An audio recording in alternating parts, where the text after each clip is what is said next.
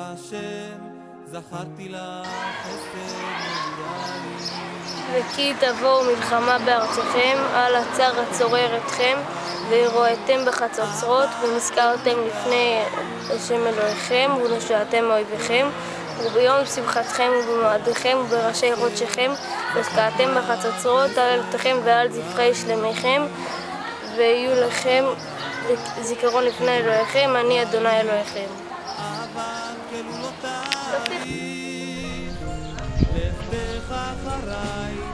והאיש משה ענה מאוד מכל האדם אשר על פני האדמה.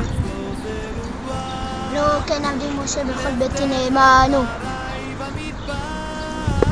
פה אל פה דבר בואו ומראו לא בחידות ותמונת השם הביט, ומדוע לא ראיתם לדבר בעבדי משה.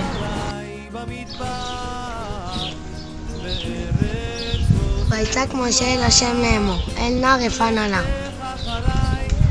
ואמרו לכל עדת בני ישראל לאמור, הארץ אשר עברנו בה לתור אותה טובה, הארץ לא מאוד. סלח נא לעוון העם הזה, כי גודל חסדיך וכאשר נסעת לעם הזה ממצרים ועד הנה. ויאמר השם סלחתי כדבריך.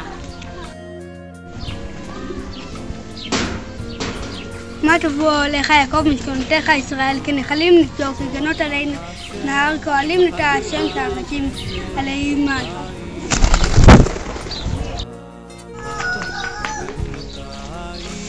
וישא משה לו ויאמר, מן הארם ינחני בלק מלך מואב, מהררי קדם, לך ארע ליעקב, לך זעומה ישראל. מה אקוב לו כבאל, ומה אזעום לו שער השם.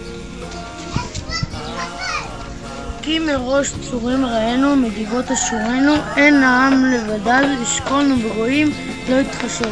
מי מנה עפר יעקב ומספר את רובה, ישראל תמות נפשי מאות ישרים ותהי אחריתי כמוהו. ויפקוד השם אלוהי הרוחות לכל בשר איש על העדה.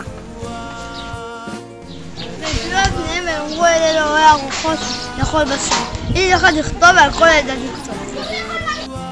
ויהי בנסוע אהרון ביום נחושת, ומעל השם ויפוצו אויביך, ינוסו משנאיך מפניך.